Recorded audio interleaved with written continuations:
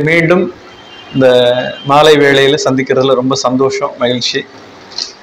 ஆசான் அருட்தந்தை யோகிராஜ் வேதாத்ரி மகரிஷி அவர்களுடைய நோக்கம் உலக அமைதி, உலக சமாதானம்.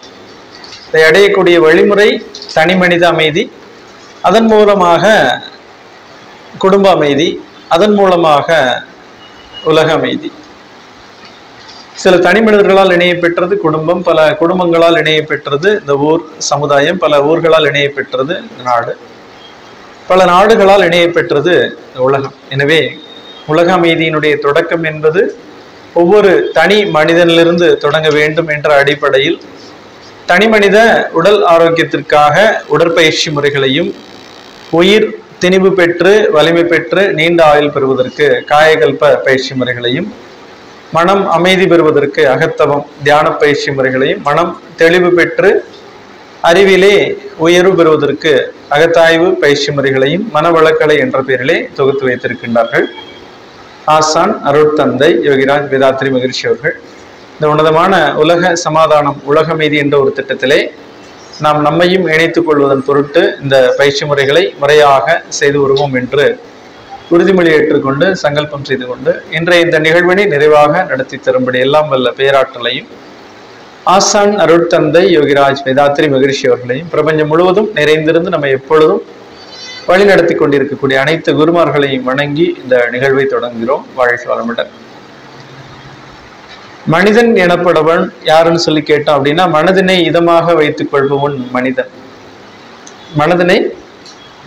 மனிதன் என்ற ஒரு வார்த்தைக்கான பொருள் என்பது மனதினை இதமாக வைத்துக் கொள்பவன்.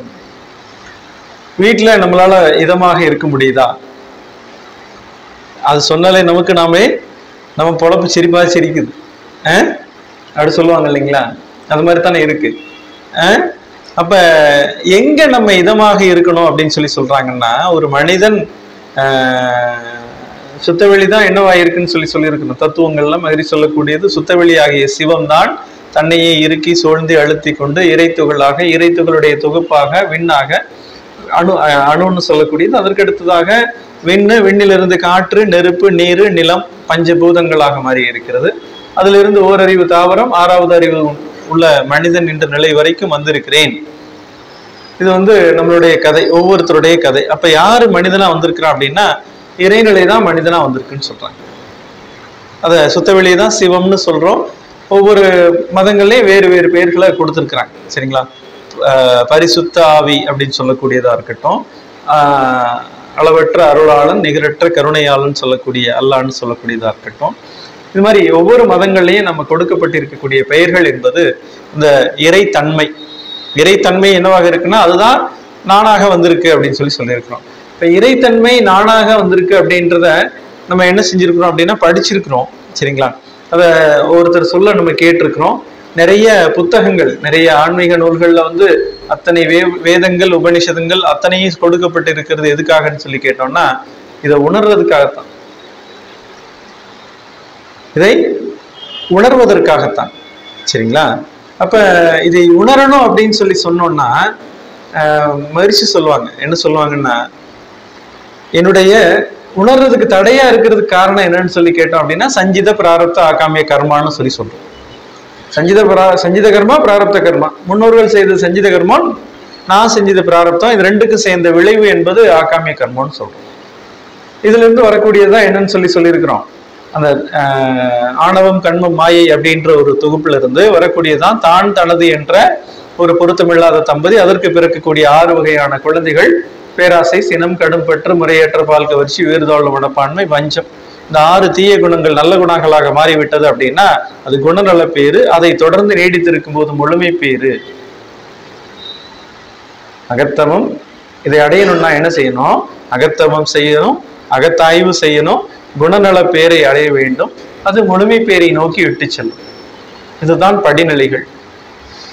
நம்ம அகத்தவம், அகத்தாய்வு அப்படின்றது மன்றத்துல செஞ்சிட்டு இருக்கிறோம், சரிங்களா? இது எங்க செய்யணும்? ஒவ்வொரு நிமிஷமும் செய்யணும். ஒவ்வொரு நிமிஷமும் அகத்தவம், அகத்தாய்வுல இருக்கணும், சரிங்களா? நம்ம மனதுல என்ன எண்ணங்கள் வருது, அது சரியா தவறா? என்ன ஆசை வருது, தேவையா தேவையில்லையா? கோபம் வருது, இது கூடவே கூடாது, கேள்வியே இல்லை, கூடவே கூடாது. கவலை வேண்டவே வேண்டாம், ஒழித்தல். இப்ப இந்த இடத்துக்கு வந்ததுன்னா மட்டும்தான் என்னன்னா நம்ம அடைந்திருக்கக்கூடிய குரு அப்படிப்பட்ட ஒரு குரு. என்னன்னா நீங்க உங்க உடம்புல என்ன ஒரு உடல் இருக்கணும், ஒரு உயிர் இருக்கணும், உடம்புல உயிர் இருக்கணும். அது இருந்ததுன்னா நீங்க ஞானமடைய தகுதியானவர் அப்படின்ற ஒரு உன்னதமான ஒரு தகுதியை உங்களுக்கு கொடுத்துருக்குறாங்க. சரிங்களா? இது உன்னதமான தகுதியா? உடம்பு உயிர் எல்லாருக்குமே உண்டு. அப்படின்னா மனிதனாக பிறந்த அனைவருக்குமே ஞானம் அடையக்கூடிய தகுதி என்பது உண்டு அப்படின்றத சொல்லிட்டாங்க, டிக்ளேர் பண்ணிட்டாங்க. சரிங்களா?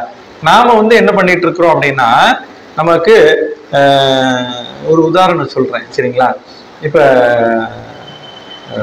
உங்க வாழ்க்கையை சந்தோஷமா வாழ்றதுக்கு எவ்வளவு தேவைப்படும்? உங்க கடவுள் உங்க முன்னாடி தோன்றி ஒரு வரம் கொடுக்குறேன், உங்க வாழ்க்கையை சந்தோஷமா வாழ்றதுக்கு உங்களுக்கு என்ன வேணும்னு கேட்டா என்ன சொல்லுவீங்க? அதை சொல்ல முடியுமா? சொல்ல முடியுமா முடியாதா? சொல்லுங்க. அதான் நான் எவ்வளவுன்னு தான் கேட்டேன், என்ன வேணும்னு கேட்டேன். பணம் தான் எங்களுக்கு தான் தெரியுமே, அதான் சொல்லுவோம், வேறன்னு சொல்ல மாட்டோம். எவ்வளவு தேவைப்படும்? 1 கோடி பேர் 1 கோடி பேர் போதுமா ஐயா? போதுமா ஐயா? போதுமா ஐயா? எவ்வளோங்க சொல்லுங்க. அவர் 1 கோடி கேட்டுக்காரு, நீங்க எவ்வளவு கேட்குறீங்க? 5 கோடி ஐயா? 10 கோடி ஐயா? 15 கோடி வச்சு நிம்மதி இல்லாம இருக்காங்க. சரி, ஓகே. நான் கேட்டது உங்களுக்கு, உங்களுக்கு என்ன வேணும்னு கேட்கிறேன். கடவுள் இப்ப வந்திருக்கிறாரு, சரியா? மாதிரி சொல்லியிருக்காங்கல்ல, எனக்குள்ள இறைவன் இருக்கான்னு சொல்லியிருக்கிறார் இல்லையா? அப்ப இறைவனே கேட்கிறாருன்னு நினைச்சுங்க, நான் கேட்கல. எவ்வளவுங்க தேவைப்படும்? சும்மா சொல்லுங்க, காசா பணமா? கேட்கறதுக்கு என்ன தயக்கம்? அண்ணன்ட்ட தானே கேட்குறீங்கன்னு சொல்லுவாங்க. சரி, கொஞ்சம் யோசிச்சுட்டு கூட கேளுங்க ஐயா. நான் கேட்கறது தத்துவம்லாம் கேட்கல, உங்களுக்கு என்ன வேணும்னு தான் கேட்கிறேன் ஐயா. நான் கேட்கறது வாழ்க்கையை வாழ்றதுக்கு என்ன வேணும், நிம்மதியா வாழ்றதுக்கு என்ன வேணும், பணம் வேணும்னு சொல்லிட்டாரு ஐயா. அதெல்லாம் வாழ முடியாது, எவ்வளவு வேணும்னு கேட்டேன். சும்மா சொல்லுங்க. நமக்கு யாரும் இப்ப உங்களுக்கு கொடுக்க மாட்டேன்னு சொல்ல போறதுல இதுவும் இல்லை, சரியா? உங்களுக்கு கேட்கிறேன். ஆமா, மாறுறது இருக்கட்டுமா, இப்ப என்ன வேணும்னு தான் கேட்கிறேன் ஐயா. நீங்க சொல்லுங்க பின்னாடி. சொல்லுங்க, சும்மா சொல்லுங்க. இன்னும் ஐடியா இல்லையா ஐயா? பின்னாடி. ஆமா, என்ன வேணும்னு கேட்கிறேன். எத்தனை கோடி வேணாலும் கேட்கலாம், விடாம இருந்தா போதும். சரி ஐயா. நிம்மதி ஐயா, அந்த அளவுதான் என்னன்னு கேக்குறேன். அதுதாங்க எவ்வளவுங்கய்யா ஐயா? ஐயா இங்க 3வது இங்க ஐயா சொல்லுங்க. உங்களதான் ப்ளூ கலர் சட்டை ஐயா, நீங்க சொல்லுங்க. தேவை அமைதியான வாழ்க்கை ஐயா. கடைசியில் இருக்கவங்க என்ன சொன்னீங்க? நல்ல சூழ்நிலையோட இருக்கணும். ஓகே ஐயா.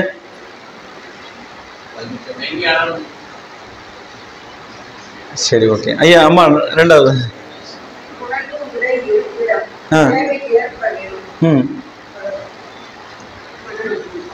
அம்மா நிம்மதியான வாழ்க்கை. அம்மா ஐயா நிறைவான வாழ்க்கை. சரியா? அடிப்படையில நம்ம பொதுவா கேட்கிறோம், நிறைவான வாழ்க்கை, நிம்மதியான வாழ்க்கை அப்படின்றதெல்லாம் கேட்கிறோம். விஷயம் என்னன்னு சொல்லி கேட்டோம்னா, நிறைவான நிம்மதியான வாழ்க்கைக்கு என்ன வேணும்ன்றது நமக்கு தெரியல. என்ன வேணும்ன்றது தெரியல. எனக்கு எவ்வளவு இருந்தா என்னால் நிம்மதியா இருக்க முடியுன்றது ஒரு பெஞ்ச் மார்க், ஒரு குறியீடு, ஒரு இலக்கு எனக்கு வைக்க தெரியல. சரியா? இன்னைக்கு நீங்க ரோட்ல அங்க கீழே இறங்கி போகும்போது இங்க ப்ரோக்ராம் முடிஞ்சிருச்சு. முடிஞ்ச உடனே என்ன செய்றீங்க? நீங்க கிளம்பி போறீங்க. போகும்போது உங்களை கூப்பிட்டு எங்க போறீங்க அப்படின்னு சொல்லி கேட்குறாங்க. சரியா? நான் நிம்மதியா போறேங்க, நிம்மதியா எங்க இருக்குமோ அங்க போறேன். பஸ்ஸுக்கார்ட்டையோ ஆட்டோக்கார்ட்டையோ இல்ல ஓலா ஊப்பர்னு சொல்றாங்க இல்லையா, அந்த மாதிரி வண்டி ஓட்டுறவங்ககிட்ட கூப்பிட்டு நிம்மதி எங்க இருக்கோ அவங்க கூட்டு போ அப்படின்னு சொன்னா எங்க கூட்டு போவாங்க? எங்க கூட்டு போவாங்க? வா, உனக்கு இந்த என்னது தத்தநீர்ல இருக்கு, இல்லைன்னா கீரத்தூர்ல இருக்கு, அந்த இது சொல்லுவாங்க மூலக்கரையில இருக்கு, அப்படி சொல்லிட்டு அங்கதான் நிம்மதி தானே கேட்டேன் அப்படின்னு கூப்பிட்டு போனா எப்படி இருக்கும்? நமக்கு என்ன வேணும், எங்க போகணும் அப்படின்ற இலக்குல தெளிவா இருக்கும். இல்லைன்னா உங்களை கூட்டு போய் நேரா ஒரு ஆசிரமம் இல்ல மீனாட்சி கோயில் வாசல்ல போய் உள்ள போய் நைட் ஃபுல்லா நீங்க உட்காந்து தியானம் பண்ணுங்க.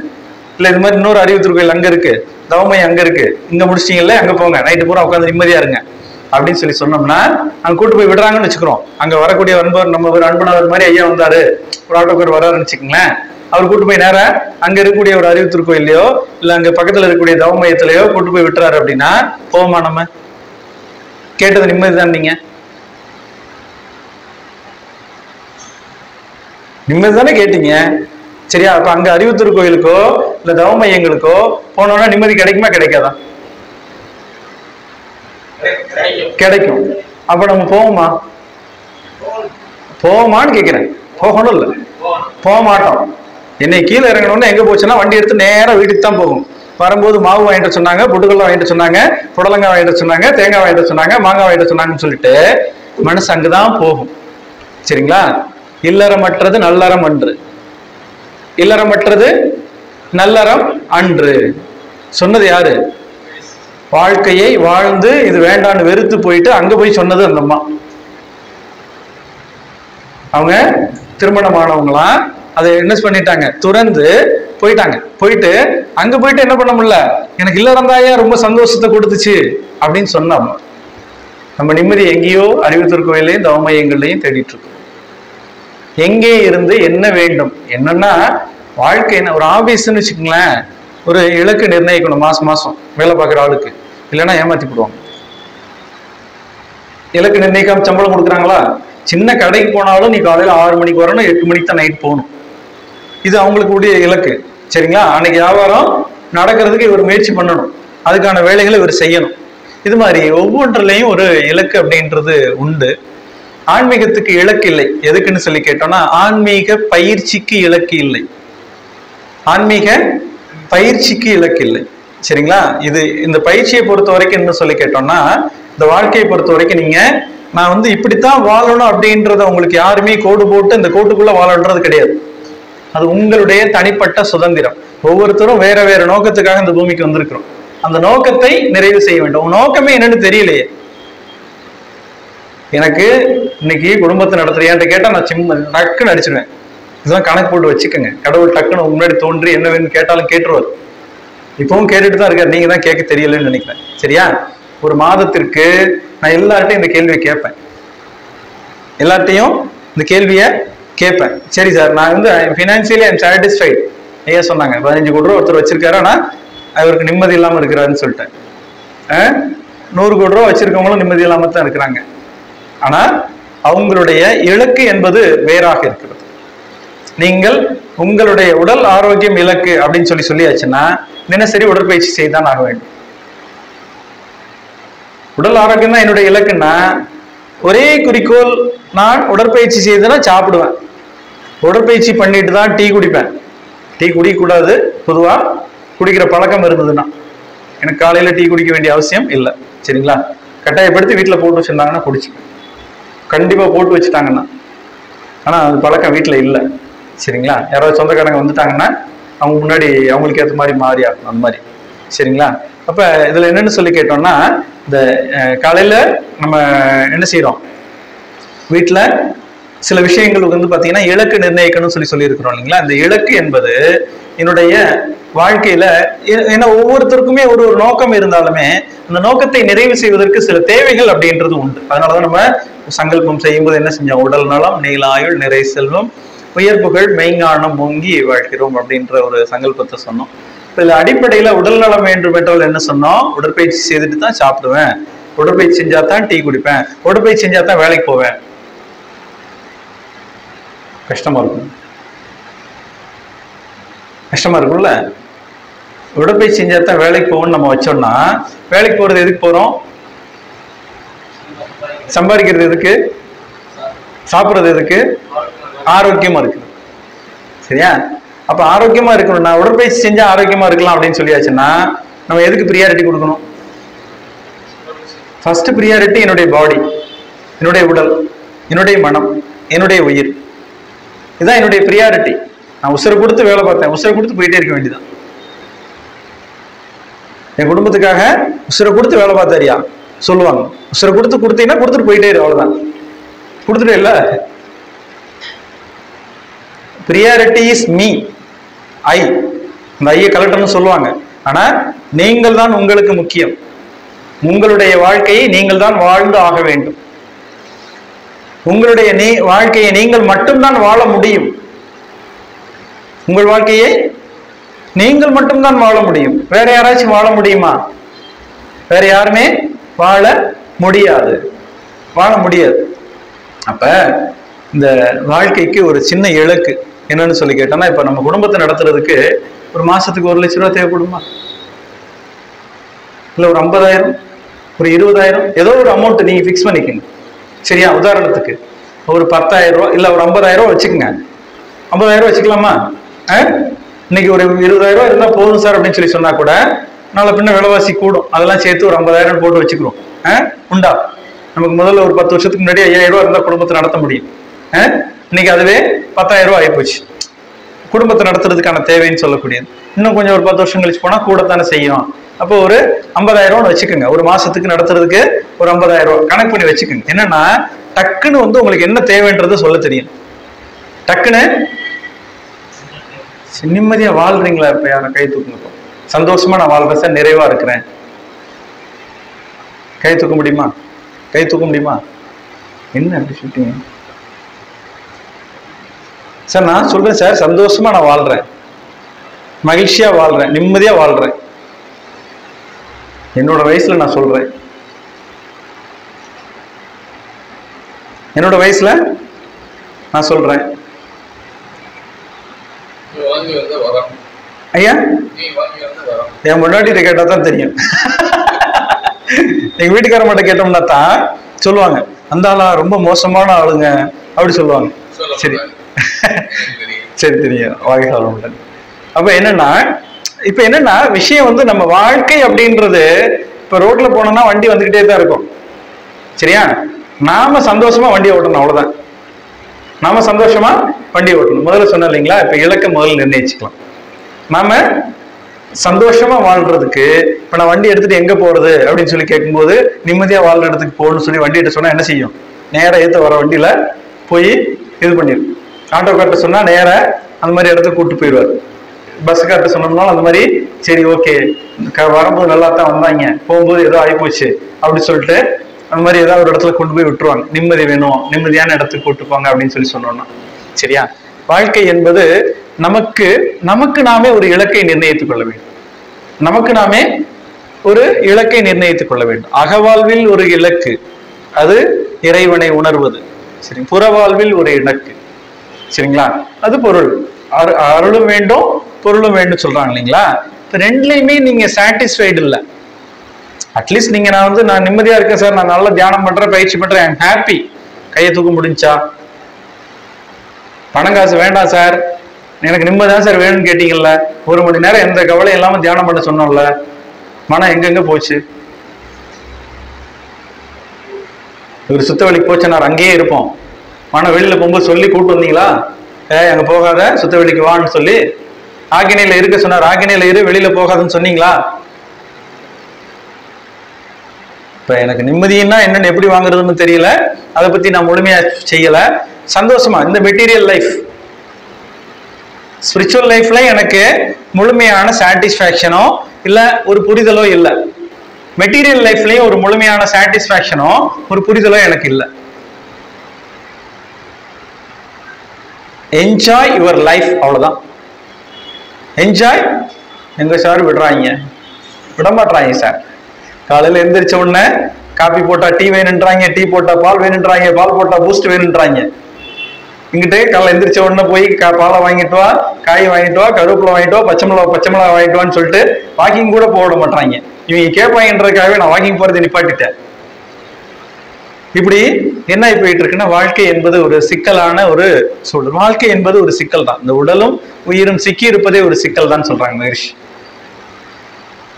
அந்த இலக்கு சொன்னோம் இல்லைங்களா, உங்கள் வாழ்க்கைக்கு ஒரு 50,000 மாசம் தேவை. 1 வருஷத்துக்கு எவ்வளவு தேவைப்படும்? 10 வருஷத்துக்கு 100 வருஷத்துக்கு 6 கோடி. சரியா? என்னோட வாழ்க்கைக்கு 6 கோடி ரூபா இருந்தா நிம்மதியா வாழ முடியும். அது பாதி காலம் போயிட்டேன். சரியா? 100 வருஷம் கணக்கு போட்டிருக்கோம், பாதி காலம் வாழ்ந்துட்டேன். சரியா? இருந்தாலும் நீங்க எவ்வளவு 6 கோடி கூட கேட்டுக்கலாம். 6 கோடி கூட கேட்டுக்கலாம். 6 கோடி வந்ததுக்கு அப்புறம் நான் முழுமையா வேதாத்திரியத்துக்கு சர்வீஸ் பண்ணுவேன். நான் அப்படி ஒரு இலக்கு வச்சிருக்கிறேன். ஆனா இருந்தாலும் இப்பவே நான் முழுமையா தான் சேவை பண்ணிட்டு இருக்கிறேன். என்னை பொறுத்த வரைக்கும் என்னால முடிஞ்ச வரைக்கும் எனக்கு வீடு இல்லைன்னா ஆபீஸ் ஒர்க்கு இல்லைன்னா மன்றம், இது 3 தான் என்னோட இருப்பிடம்.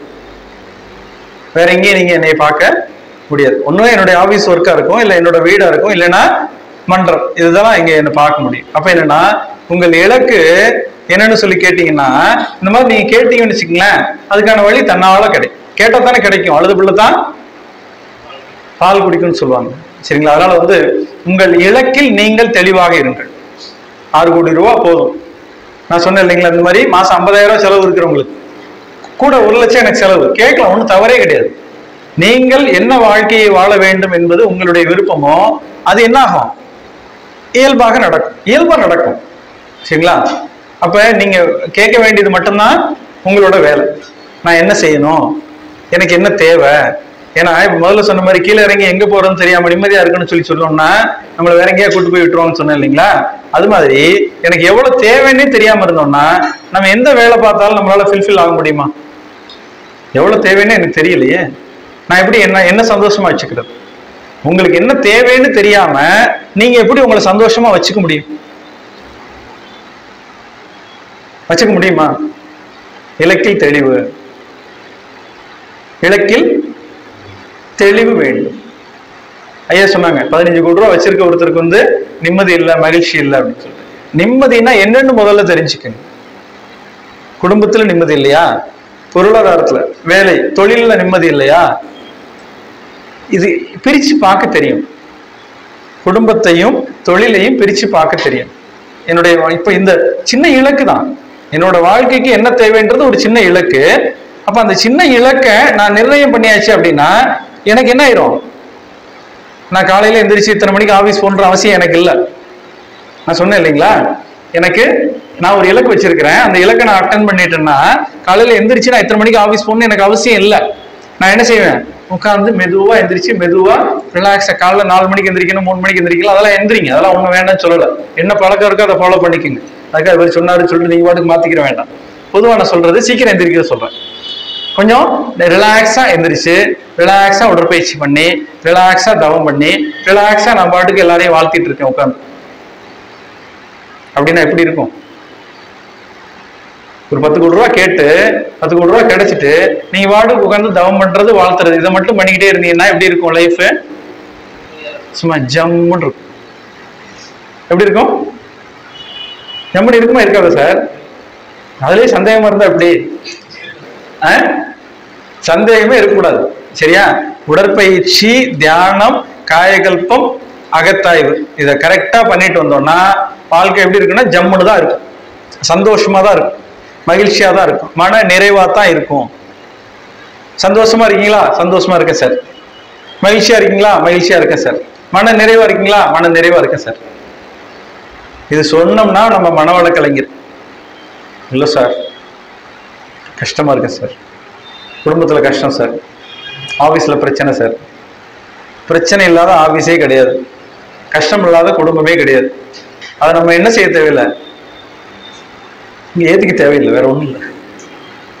பிரச்சனை நீங்க சாதாரணமா ரோட்ல படுத்து எந்திரிக்கிறவர்கிட்ட போய் கேட்டீங்கன்னாலும் பிரச்சனை தான் சொல்லுவாரு. சார் எப்ப பார்த்தாலும் வண்டி போயிட்டே இருக்கு சார், கறந்து சவுண்ட் அடிச்சுக்கிட்டே இருக்கிறாங்க சார், ஆன் அடிச்சுட்டே இருக்கிறாங்க. அவருக்கும் பிரச்சனை உண்டு. ஏசி ரூம்ல மேல போய் படுத்திருப்பாரு, எனக்கு 50 கோடி ரூபா கடன் இருக்கு சார், மாசமான நான் எத்தனை கோடி ரூபாய் இஎம்ஐ கட்டணும் சார். அவருக்கு பிரச்சனை. யாராவது பிரச்சனை இல்லாத மனிதர்கள் இருக்கிறார்களா? யாருமே கிடையாது. மகிழ்ச்சி கூட பிரச்சனையோட தான் இருந்தார். என்ன பிரச்சனை தெரியுமா அவருக்கு? என்ன பிரச்சனை? உலக சமாதானம், உலக அமைதி தான் அவரோட பிரச்சனை. அப்ப நமக்கு பிரச்சனை இல்லாத வாழ்க்கை அப்படின்றது இங்க இல்லவே இல்லை. பிரச்சனை இல்லாத நான் என்பது உண்டு. பிரச்சனை இல்லாம இருக்கிறது நான். நான் என்ன பண்ணிக்க முடியும்? என்னால பிரச்சனையை கொஞ்சம் தள்ளி வச்சுட்டு நான் வெளியே வந்துட முடியும். பிரச்சனைய அதான் என் கூடவே இருக்கு சார். என்னைக்கு எனக்கு இந்த கால் கட்டுன்னு ஒண்ணு சொன்னாங்களோ அன்னையில இருந்து என் பிரச்சனை என் கூடவே இருக்கு அப்படின்னு நினைச்சுக்கிறோம். சரிங்களா? அது கிடையாது. அது என்பது நமக்கு பிரச்சனையே கிடையாது. சரிங்களா? மகிழ்ச்சியான மனம் என்பதுதான் உங்களுக்கு அங்க தடை. மனம் தானே இங்க எல்லாத்தையும் அனுபவிக்கிறது. மனம் தான். வெறுக்கிறது மனம் தான். வேணும்னு கேட்கறது மனம் தான். திருமணமாகாத பிள்ளைங்கிட்ட போய் கேட்டீங்கன்னா தெரியும் திருமணத்தோட அருமை. முதிர் கண்ணிகிட்ட கேட்டோம்னா தெரியும் திருமணத்தினுடைய அருமை. வாழ்க்கை துணையை இழந்தவர்கள்ட்ட கேட்டீங்கன்னா தெரியும் திருமணத்தினுடைய அருமை, வாழ்க்கை துணையினுடைய அருமை. அப்ப பிரச்சனை என்பது நமக்கு என்னன்னு சொல்லி கேட்டோம்னா இந்த மனம் தான். பிரச்சனைகளுக்கெல்லாம் காரணம் பிரச்சனைக்குரிய மனம். அப்ப இந்த மனதை மகிழ்ச்சியாக வைப்பது என்பதுதான் மனவளக்கலை. மனதை மகிழ்ச்சியாக வைப்பதுதான் மனவளக்கலையினுடைய நோக்கம். மனசை எப்படி சார் மகிழ்ச்சியா வைக்கிறது? இதுதான் ஒண்ணுன்னா நம்ம சொன்னோம் இல்லைங்களா? உடற்பயிற்சி, காயகல்பம், தியானம், அகத்தாய்வு. இதை ரெகுலரா பண்ணிட்டே வர வர வர ஒண்ணு ஒண்ணா பிரச்சனை எல்லாம் அப்படியே சூரியனை கண்ட பனி போல விலகி. அது பாட்டுக்கு ஓரமா இருக்கும். நம்ம பாட்டுக்கு ஒரு வாரத்துல லைஃபை ஓட்டிட்டு இருக்கலாம். சரிங்களா? நல்ல உணவு, ஆரோக்கியமான உணவு, சூரிய வெளிச்சம், காலை மாலையினுடைய சூரிய ஒளி, இது ஆரோக்கியம்.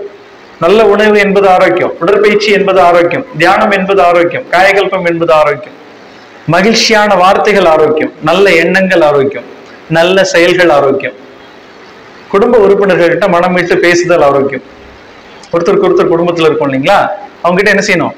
மனம் விட்டு பேசுதல். யாருக்கிட்ட எந்த பிரச்சனைனாலும் நேரடியா நீங்க பேசி பழகுங்க. மூன்றாவது நபர் உள்ள கொண்டு வந்தோம்னா பிரச்சனை கூடத்தான் செய்யும். வாழ்க்கை துணையா இருந்தாலும் சரி, அலுவலகமா இருந்தாலும் சரி, அது சட்டப்படியான பிரச்சனையா இருந்தாலும் நேருக்கு நேரம் பேசிட்டீங்கன்னா பாதிக்கு பாதி குறைஞ்சிடும். சரியா? வக்கீல்கிட்ட போனீங்கன்னா பிரச்சனை கூடத்தான் செய்யும். யாரும் வக்கீல் இருந்தா கோச்சுக்காதீங்க.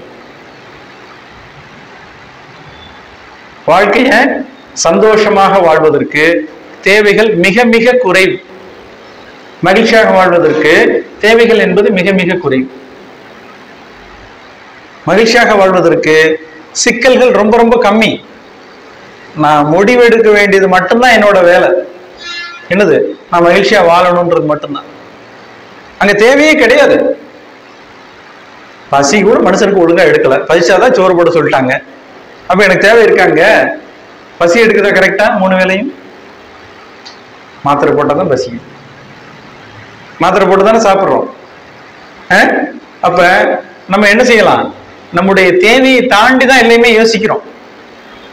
தேவையை தாண்டி தான் எல்லாமே யோசிக்கிறோம். தேவைக்கு நம்ம யோசிக்கிறதே கிடையாது. பசி எடுத்து சாப்பிட வேண்டும். பசி எடுத்து சாப்பிட்டீங்கன்னா 2 வேளை உணவு போதும். சூரிய அஸ்தமனத்திற்கு பின்பு உணவு வேண்டாம். சூரிய உதயத்திற்கு பின்பு உறக்கம் வேண்டாம். சூரிய அஸ்தமனத்திற்கு பின்பு என்ன தேவையில்லை? உணவு தேவையில்லை. சூரிய உதயத்திற்கு பின்பு உறக்கம் தேவையில்லை. இதுதான் வாழ்க்கையை எளிமையாக நம்ம புரிந்து கொள்ளுதல்.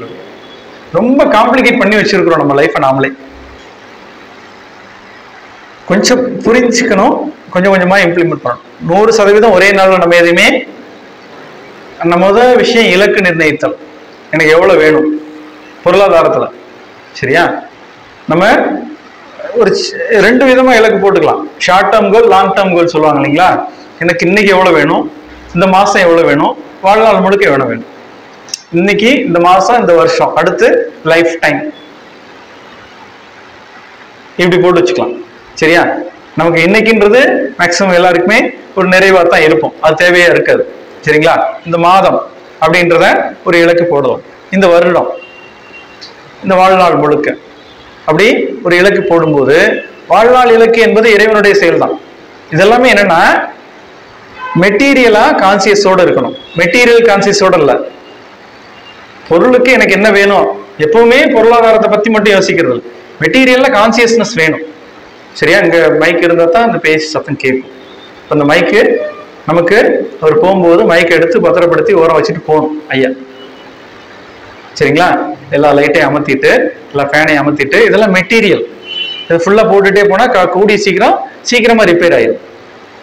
அப்ப அந்தந்த பொருளை அந்தந்த நேரத்துல பயன்படுத்திட்டு அதை பக்குவப்படுத்தி வைக்கிறோம் இல்லைங்களா? பாத்திரத்தை தினசரி தேய்க்கிறோம், சட்ட துணிமணியை தினசரி துவைக்கிறோம், வீடை சுத்தம் பண்ணிட்டு தான் பயன்படுத்திக்கிறோம், இதெல்லாம் நமக்கு தெரியும் இல்லைங்களா? அது போல இந்த உடலை நான் தினசரி பராமரித்தல், உயிரை பராமரிப்பதற்கான காயகல்பம், மனதை அமைதிப்படுத்துவதற்கான தியானம், இதை தொடர்ந்து செய்து கொண்டு அறிவை மேம்படுத்துவதற்கான அகத்தாய்வு, இதெல்லாம் செய்து கொண்டே வரும் பொழுது வாழ்க்கை சிக்கல்கள் வரும் போகும். நம்ம பிரிட்ஜு கட்டி வச்சிருக்காங்க இல்லையா, அது மாதிரி அகத்தாய்வுல பார்த்துருப்போம். பிரிட்ஜு மேல உட்காந்துட்டு கீழே போற வண்டியை அப்படியே ரசிக்கிற மாதிரி கீழே மேல உட்காந்துட்டு பிரிட்ஜு மேல உட்காந்துட்டு கீழே வண்டி போயிருந்துச்சுன்னா எப்படி இருக்கும்? அது ஏதோ எறும்பு போற மாதிரி இருக்கும், அப்படித்தானே இருக்கும். அது மாதிரி பிரச்சனைகள் அது பாட்டுக்கு வரும் போகும், நம்ம பாட்டுக்கு மேல உட்காந்து அதை எறும்பு மாதிரி ரசிச்சுக்கிட்டு இருக்க வேண்டியது. சரிங்களா? அதனால இந்த வாழ்க்கை என்பது மகிழ்ச்சிக்குரியது. மகிழ்ச்சியாக இருப்பது மட்டுமே என்னுடைய நோக்கம். நான் இந்த வாழ்க்கைய அனுபவிக்க பிறந்திருக்கிறேன். இன்பமா இருந்தாலும் துன்பமா இருந்தாலும் நம்ம அதை இன்பமா மாத்திக்கணும், அவ்வளவுதான். இன்பமா மாத்திக்கணும், அவ்வளவுதான். வேற எதையுமே நம்ம யோசிக்கவே தேவையில்லை. எந்த சூழல் இருந்தாலும் நான் என்னவோ பார்த்துக்கணும், நான் மகிழ்ச்சியா இருக்கணும், இவ்வளவுதான் விஷயம். எந்த சூழ்நிலையா இருந்தாலும் நான் மகிழ்ச்சியா இருக்கணும். அது எடுத்த உடனே அவ்வளவு சுலபமா வராது. கொஞ்சம் பயிற்சி, முயற்சி, தொடர் பயிற்சி, தொடர் முயற்சி ரெண்டும் இருந்ததுன்னா ரொம்ப சிறப்பா இருக்கும். வாழ்க்கை